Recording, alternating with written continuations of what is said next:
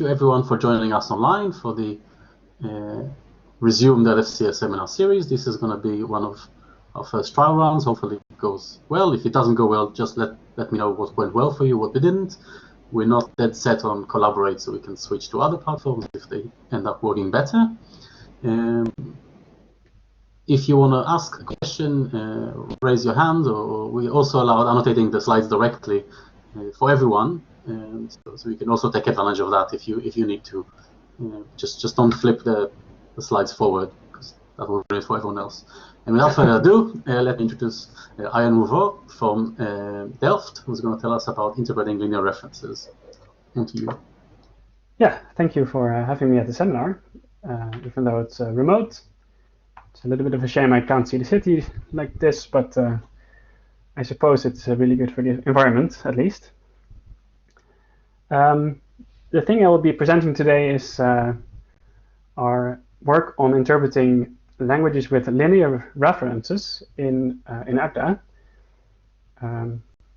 This is work that I did with my colleagues from Delft, and we presented at CPP this year. I understood that most of you at least have seen some Agda probably. Just to get us on the same page, I wanted to say kind of the style of semantics that we're pursuing. So we really like these intrinsically typed interpreters that you see here on the right, where the trick is that you embed a language in Agda using an indexed data type. You see it on the left. And if you do it that way, then you can express type preservation in the signature of this function of the interpreter. And with the benefit that the type safety constraint is really enforced interactively. So it guides the implementation. And you basically get rid of a lot of proof work, because a lot of the proof work is just copying the structure of the interpreter anyway. Yeah, so a lot of the heavy lifting here is being done just by dependent pattern matching. Now, if you have a nice approach like this, then there's always someone who comes along who asked, well, but can you also do X? Now, for us, this X was concurrent session type communication, as you might find in a language with session types. Right, and the basic idea of such a language is that you have a bunch of primitives, like make channel, receive, let me point that out, make channel, receive, and close, and send, for communicating between threads that you can fork off. This is a very minimal, hypothetical session type language, but I hope it gets the point across. Now, all of this communication is going to be typed, and how that works is when you create a channel, you specify a protocol. In this case, we have a very simple protocol, just saying we're going to receive one natural number, and then the protocol has come to an end. What you get is two channel endpoints, or references to channel endpoints, and the type of these endpoints reflects the protocol at that point. Now we fork off threads that receive these endpoints that they can manipulate, and they can call, receive, and or send on. And when you do that, the protocol progresses, and this is again reflected by the type of the endpoint that you get back from these operations. Now, because the type of these references changes as we operate on them, we say that this is a form of strong update. And the unfortunate thing about strong update is that it's really incompatible with unrestricted sharing of references. You can see that quite easily if you consider what happens if you do share. So let's fork off another thread, give it the same reference to receive on. Now, these threads are going to race to be the first to receive. The one who gets there first is going to pull a value from the buffer that implements this channel at runtime, and the other thread is just going to be waiting forever until a new natural number is going to appear in the buffer, but nobody is going to send it. So basically what has happened is the static type of this reference no longer reflects the active protocol on the channel.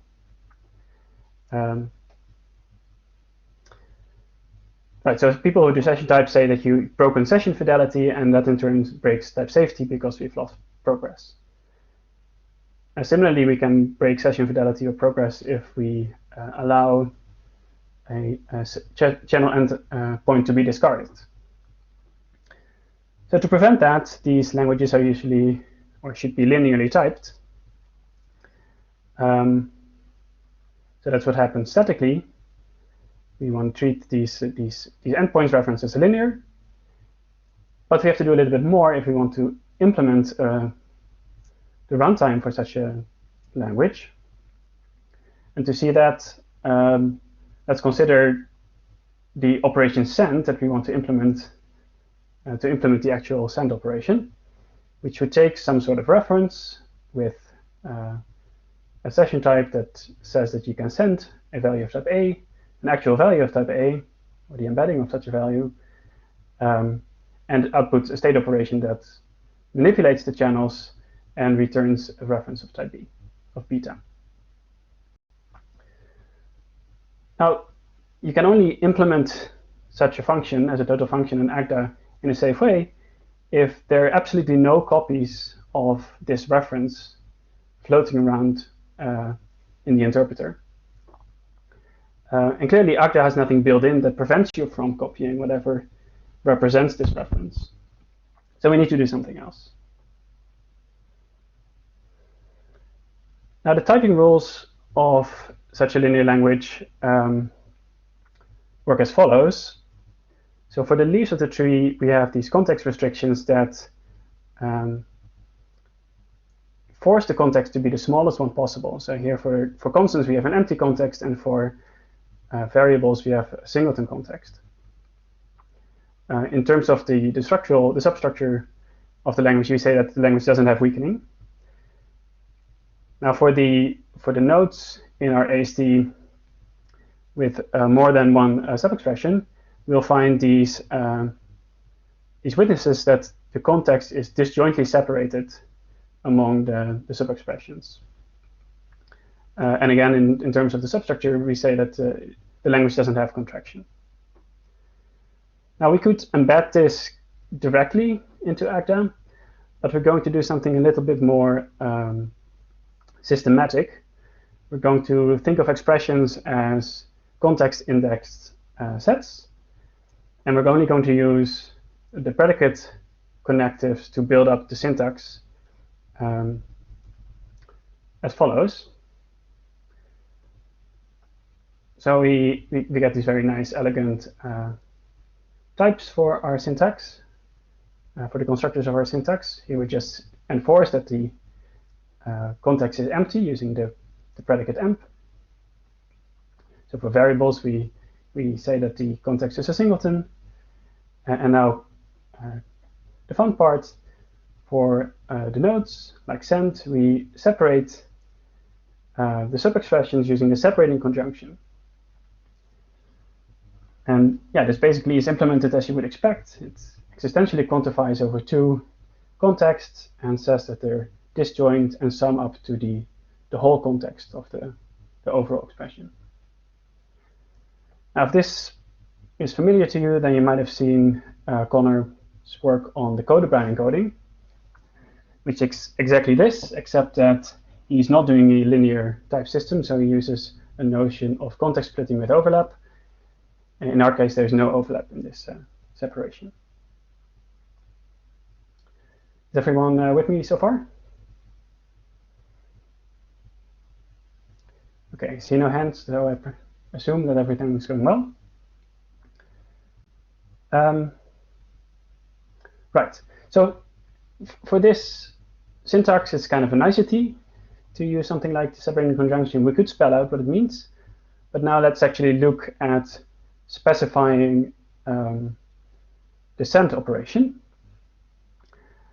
So what we had before is that you take a reference that can send a value that you want to send, the channel state, and after you have, again, channel state and the updated reference. In order to witness that there are no copies of the input reference floating about, we're going to annotate everything with their use of what we call the session context.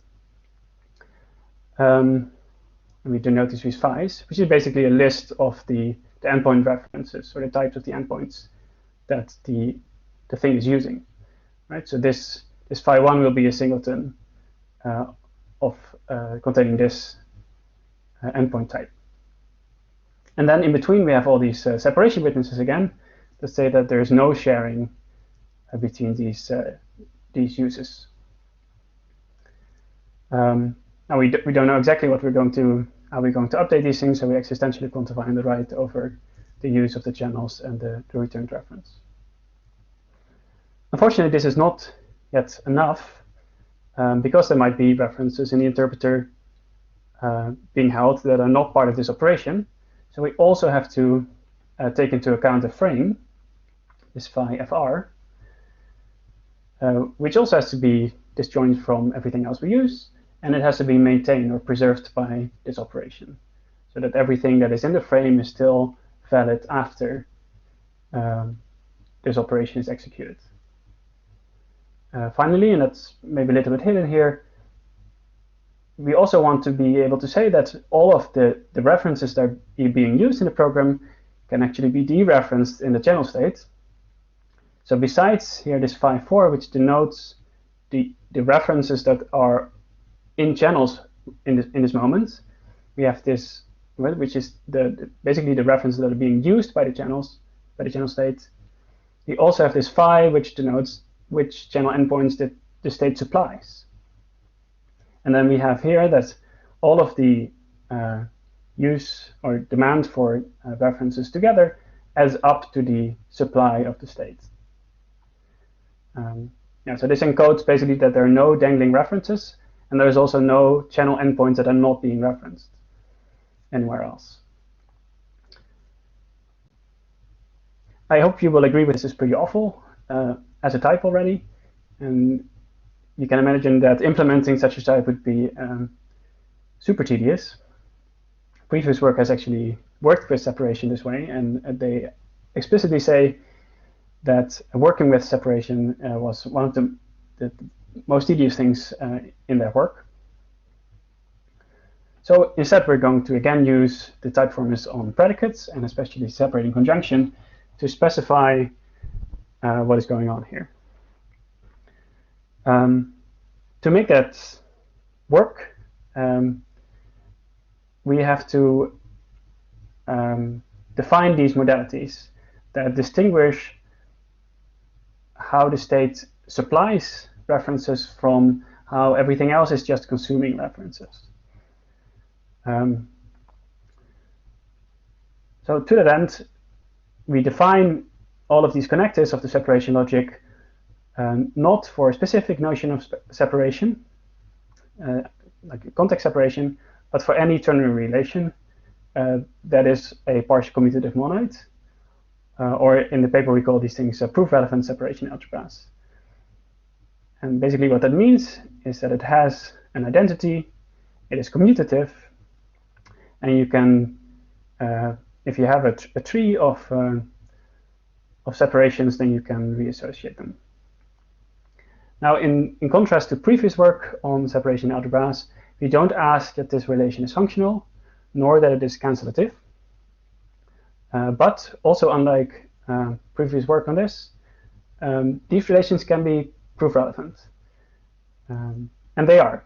Because if you look at Connor's work on Code Brown, if you want to know what the variable refers to, you have to look at the witness of the separation and figure out where things flow.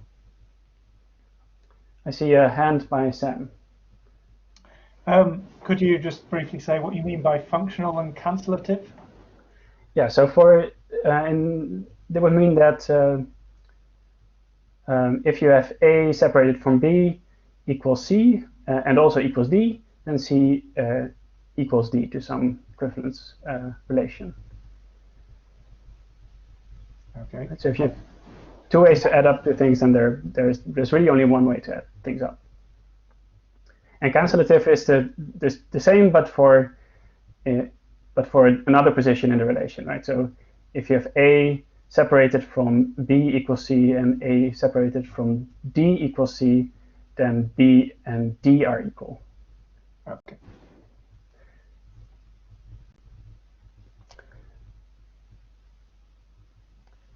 For what it's worth, the cancellativity was already not enforced, I think, by frameworks like Iris, but functionality was.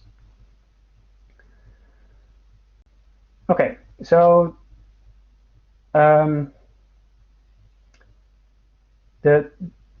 thing that we're going to do for state is we're going to take an arbitrary proof relevant separation algebra on a carrier A, and you can imagine that this is the one for context separation, session context separation, that is. And we're going to enrich it with these ideas of demand and supply as we find it in state. And the way that we do that is we specify how you can add together demand and supply. And it's basically two modes of operation. The first mode is we've only seen demand so far, and then we're just adding up according to the separation algebra on A. Or we have seen some supply, and then we're just subtracting the demand from the supply to keep track of the leftover supply that is still around. And this rule comes with a symmetric variant. But as you will see, there is no way to add up two supply, so this really is made for kind of the state monad notion of state, where you only have one authoritative state.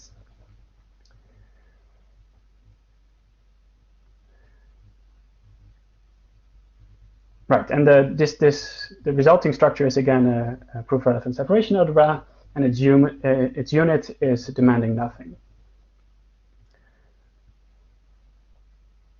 Now, to get back to this signature that I've shown before, we want to implement these modalities. And both modalities take predicates. In this is a predicate on A, and we're going to lift that using this modality to a predicate on the market.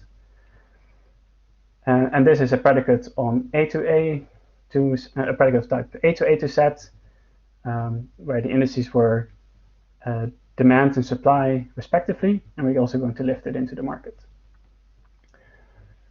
So the demand modality, you might guess, it just says exactly that this is a predicate that only demands things. And you get a proof rule like this, which says that adding up under two things under this modality is the same thing as just adding them up. It's just adding up demand. The supply modality is a little bit more interesting. So it takes a predicate that takes demand and supply as indices, the channel state. Then we're going to use the separation relation to actually subtract the internal demand of the state from the external supply, and we're going to get the leftover supply that is available to clients of the state, and that is what we are going to. That is what the overall thing supplies. And because we don't have ways to add two supplies together, we get this proof rule. And if we have put together some demand with some supply, then the star is really encoding the inclusion that we saw in the kind of vanilla way to spell everything out.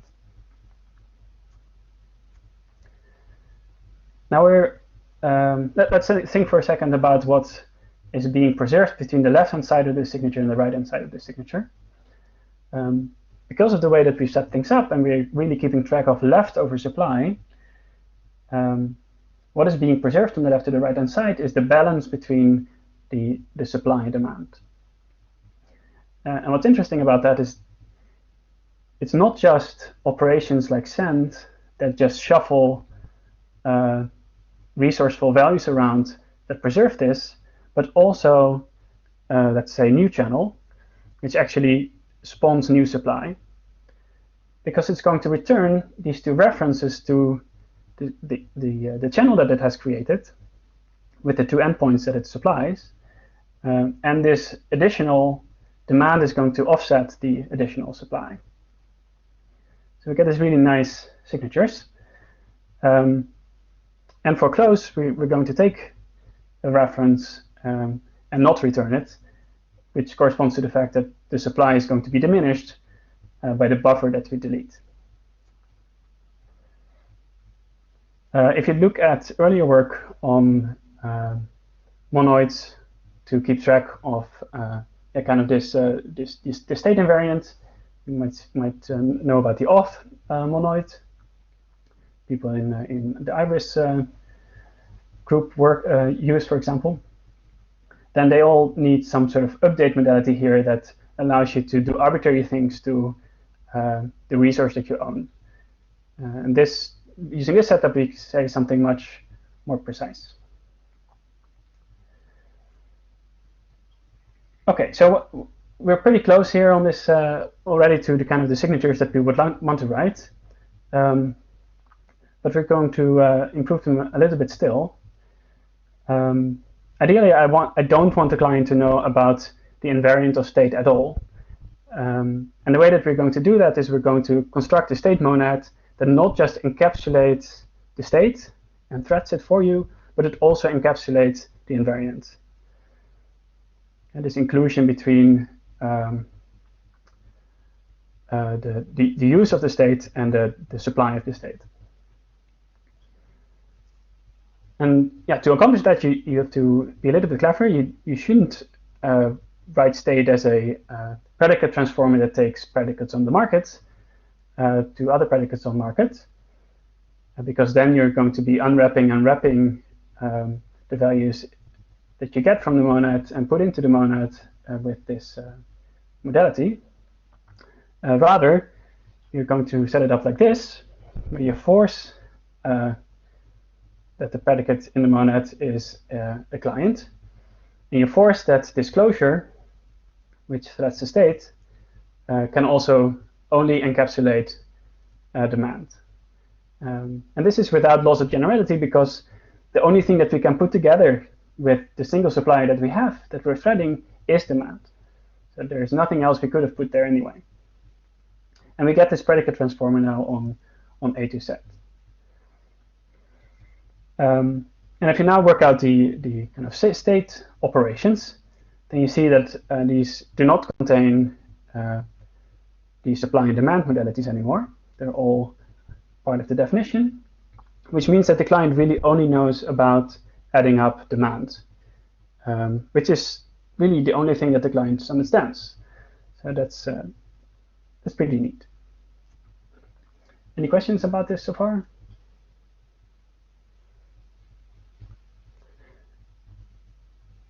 Okay, so yeah, so I kind of want to show you how to program with this interface and show you the interpretation of a linear session type language.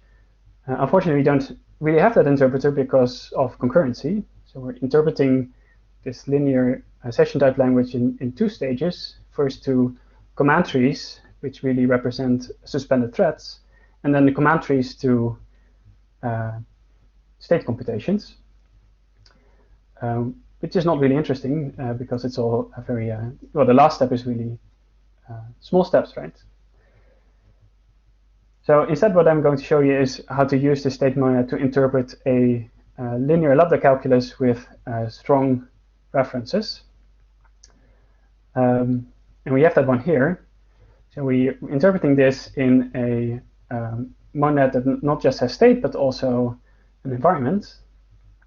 And it's parameterized by the entry environment. And then after we've interpreted this expression, the environment is going to be empty. And we have the three primitives here of strong linear references in the lambda calculus. And so we can create a reference, we can swap out a value in the store for a value in our hand, as long as their types match. And we can actually delete a reference in a type-safe manner, because we know there are no other references floating about. Right, and the way that this works is we actually can use the bind of a predicate monad. So that means that we can use do notation in Agda. But we have to do a little bit of work to ensure that when we call a resourceful operation that gives us a new value, such as the recursive call to eval here, or the write operation here, that the values that we have in hand, in the frame, so to say, remain separated from the values that we get from these operations. And so to that end, we use monadic strength, which we denote with this ampersand operation. And in this case, we're using monadic strength over the star rather than over the normal product, of course. And what we get in return is this extra witness that the values that we are returned from this operation are indeed separated from the values that we have floating around in this monadic computation. That is enough, actually, to implement this interpreter. And as you can see, there are very few proof terms left. We have these proof terms here that just use the axioms of the separation logic. And you can easily imagine that these last few proof terms could be filled in by a very simple tactic if needs be. I think that is already everything that I wanted to show you about interpreting linear references. I'm not sure how I'm doing on time. Seems like we have plenty of time for questions. Yeah, you're doing very well on time in that sense. So this, yeah. So. If there are no immediate questions, then I have something else that I could show you.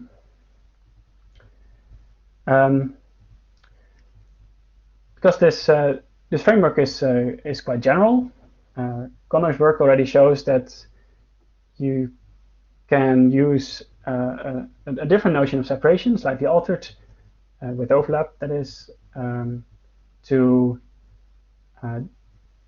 specify a normal lambda calculus. And using that kind of typing, where the contexts are really relevant, has some benefits. So Andreas Abel used something similar earlier, I think still, for example, to ensure that when you create a closure in an interpreter, you don't capture any values that are irrelevant to prevent them from being garbage collected. And Connor used this stricter typing to ensure that substitution is structurally recursive. Sorry, hereditary substitutions, I think, is what he uses. Now, the thing I'm currently working on is a typed compilation. And what we have there is, if you're compiling to a very low-level language, some bytecode language, say with labels, then and you write that interpreter in that compiler in a natural style, you might invent labels, generate labels on the fly. So here we compile the conditional, then we generate a label else, so that we can output a forward jump to that else label. Then we have compiled one of the branches, invent another new label to jump over the other branch, and we attach the else label to the else branch. But as you can see, we've used these labels before we even attach them to some bytecode. Now, if you want to have an intrinsically typed compiler, you have to somehow ensure that you're only outputting well-bound bytecode, well-typed bytecode. So somehow we should specify what it is, and we should ensure that this never happens, because in this case we already forgot to attach the end label. So it turns out that you can specify quite nicely using separation algebra how label binding works. You get a very compositional model of bytecode with labels. And using the exact same infrastructure that we've set up in this talk, you can then interpret, or you compile your language to bytecode with labels. Now this is really a nameless representation of labels, which is already quite interesting. So we can compile it in just a writer monad, and we don't have to carry any state to generate labels. And the actor type checker in this case will ensure that we've always attached the labels that we've used in the end. That doesn't need to happen here locally. That can be because we're really tracking the label use and supply as a resource. You can defer that to another operation. As you can see here, the amount of noise in this computation is quite a bit higher than what I've shown for the interpreter. That's mostly because we have to carry across a lot of values here in these using the monadic strength on the right-hand side, which is really a little bit of boilerplate that ideally you would like to avoid. But yeah, maybe we can either use something like arrow notation to get rid of that, or hopefully somebody figures out how to do notation and insert monadic strength magically. Maybe not unlike how arrow notation is desugared.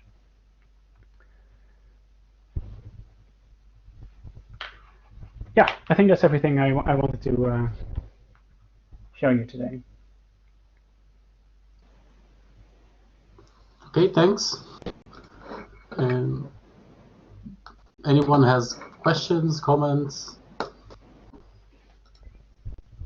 We have plenty of time. Yeah, James Wood.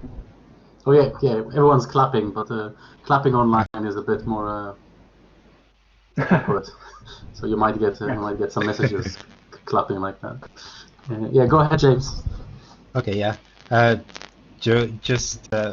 Thanks for the talk. Just a quick syntactic question. When you got this strength operator, you wrote out its type on like slide 32. How does that fit into the sort of actual agda?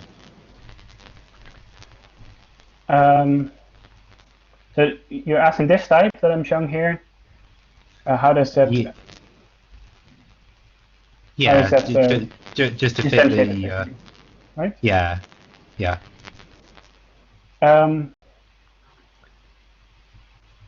Right. So yeah, maybe the syntax is a little bit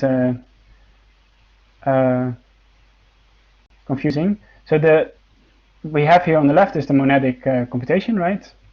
In this case, it doesn't take any resourceful values, so it's empty.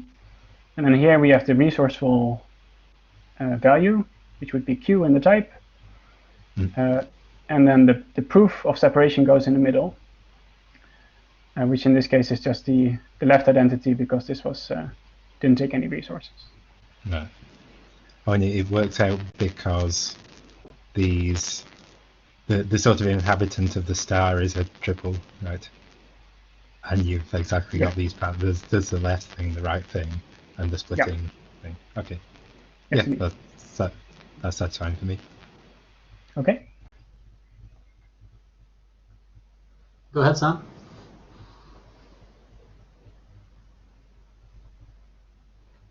Yeah, is my microphone on? Yep. Good. So there are many other embeddings of session types and linearity into, well, for instance, Haskell. I'm not sure how far people have got with embeddings in Agda, and this one looks quite comprehensive. It's quite impressive. But I wonder if you could compare what you've done with other ways of encoding linearity in session types, such as using parameterized monads in Haskell, for instance? Let's see. Am I aware of? So I'm not aware of any deep embeddings that are right. So maybe you're not aware of any. Because are those deep embeddings of?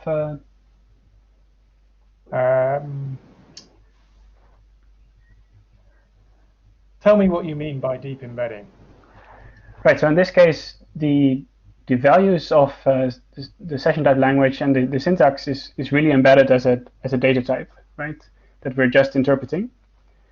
They're not arbitrary Haskell values that we can communicate over threads. So I suppose that if you want to do something in Haskell that you're actually interested in using session types for a Haskell project, and you would use a shallow embedding of a session type language, so you can actually send a Haskell value to another thread, right? Or is that not what they're doing? That is what they typically do, but I don't see the essential. I'm not quite sure what the important distinction is that you're making here. All right. I guess the aim of the work is very different in that we're interested in just defining the semantics of this just this language and nothing else, and we don't want to rely on any Haskell semantics implementing that. Right? We want to. Okay, I mean, so I suppose with these Haskell semantics I'm talking about, you can turn them into a deep embedding if you want to. It's fairly straightforward. So you can use it. Right. I mean, it's convenient to have a syntax that gives you direct access to the abstractions, but there's no reason why you can't then just verify that first order type. But if you somehow oh, now I'm an echo. Fire someone. Thanks. Yeah. So the thing I would be surprised about is if you ever actually can reify that syntax and get the fact that interpreting that syntax in whatever primitives preserves linearity, right? Because you can, how do I say this? Yeah, I wouldn't see how. I mean, without something like what we've developed here, I don't see how you would be able to express in your syntax that that references are not being shared at all, even in Haskell. Do you see what I mean? I think possibly, yes. So you're saying that although you may be able to do it, the system itself won't be aware that it actually is linear. Yeah. So even assuming that you can somehow encode linearity in Haskell, and yeah, perhaps you can using some sync tricks as they use for state or ST. Yeah, there's many ways of doing it. I mean, there are many papers about this. Yeah. Yeah, I don't see how you would get linearity for your source language and make Haskell aware that your interpretation of that deep embedding of your source language is somehow linear. Okay. I guess what I should read your paper, and I'd like to understand concrete properties that one is not able to do using these other embeddings that you are able to do. But I should read the paper, I guess. Yeah, and I should also think a little bit about the session reference to these shallow embeddings. Yeah, thanks. Thanks. So I have a question, if that's okay. So one nice feature of Agda is the interactivity, right? Once your types are clever enough, then you can interact with the type checker. Can you survey that experience. So where does it help? What does it look like? What does it struggle?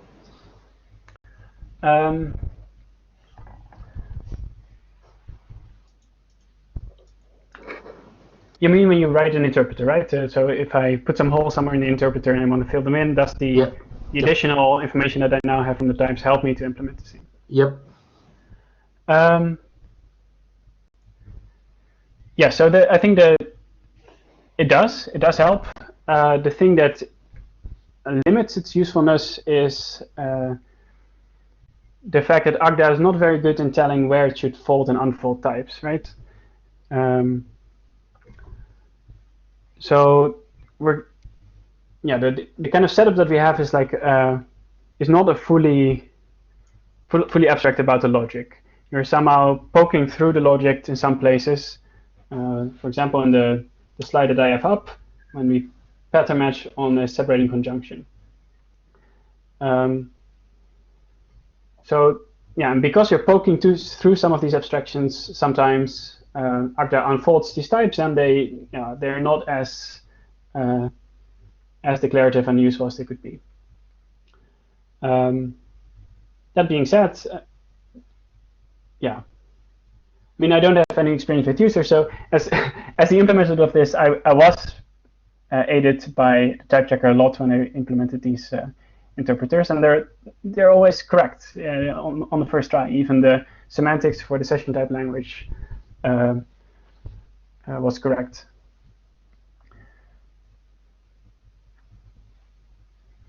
Does that help a little bit? Does that answer your question? Yeah, that did. Thanks. But yeah, so maybe related for the compiler work that I'm now doing,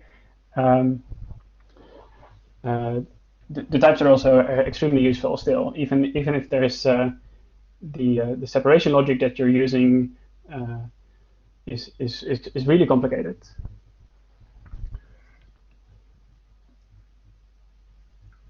Thanks. Any other questions?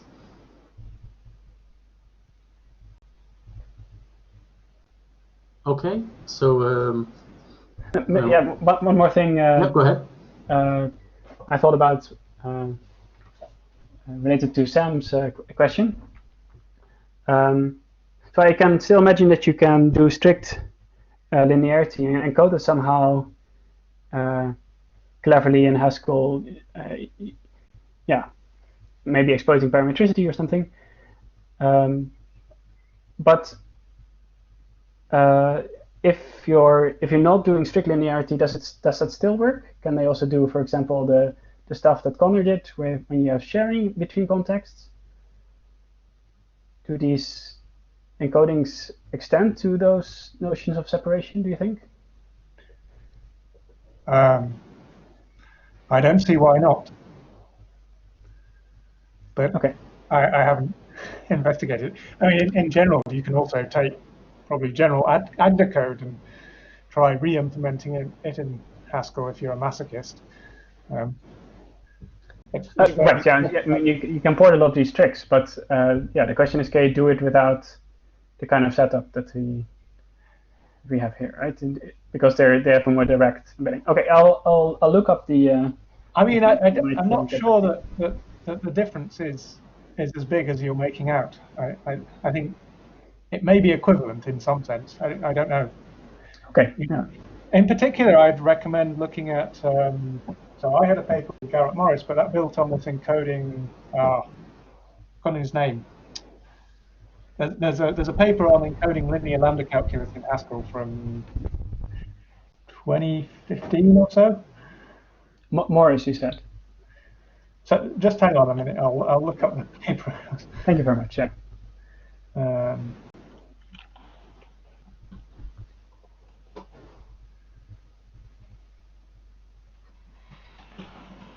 In general, I like to warn against claims like, oh yeah, you can definitely do this in language X without actually doing it in language X.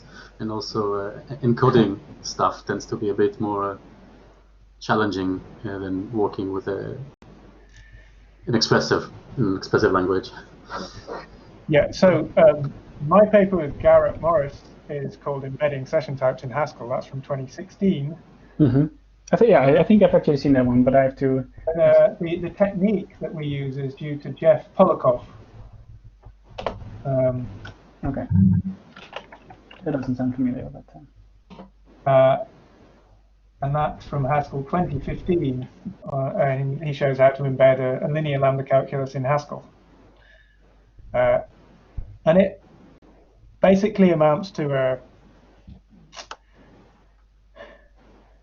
a kind of embedding of an idea due to Frank Fenning for, I think, for recasting linear typing rules in such a way that you have like the resources you start off with on the left-hand side, and then the resources you end up with on the right-hand side. So you're sort of which is also what Guillaume does, I think, with his typing with leftovers, right? Yeah. And then the earlier work, well, the well-known one is Jesse Tov. In 2008,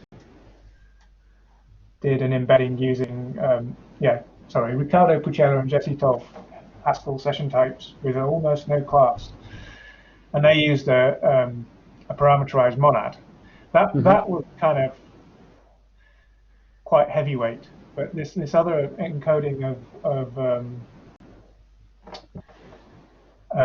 Jeff Polikoff is quite neat. But I'd be very interested to see how it worked out in a more formal setting such as Agda, and how that relates to what you're doing. Right. Yeah, we'll definitely look that up. So I might get back to you on that. Also, I mean, I take it you're aware there are a number of people looking at mechanizing session types in various different ways. Yes. Although I'm not very, I mean, I don't come from a session type language background, so this was for me a case study. But I'm aware at least of Peter Thiemann that is interested in it, who came up with this question if we could do it using these kind of monads that we've been working with. And I was invited to Glasgow to also, I think next month, where there would be a gathering of people who are interested in doing that. Yeah, that may be postponed, but it will happen. Yeah, that is probably postponed, yes. In fact, I think, isn't Uma, I think he's on this call. Okay. I think works on this kind of stuff. I don't know if she has anything to say.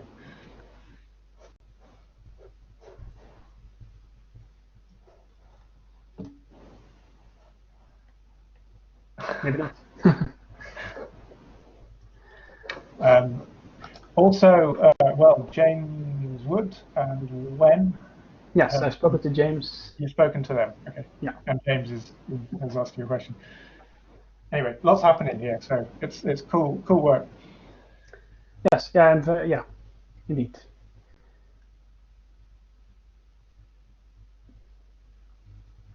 Okay, thanks. So if there are no further questions, we thank you, Arjen, again. Also for the adaptability, and hopefully we could meet you in person. Now is going to be a round of applause on the chat screen from everyone. So again, thank you very much.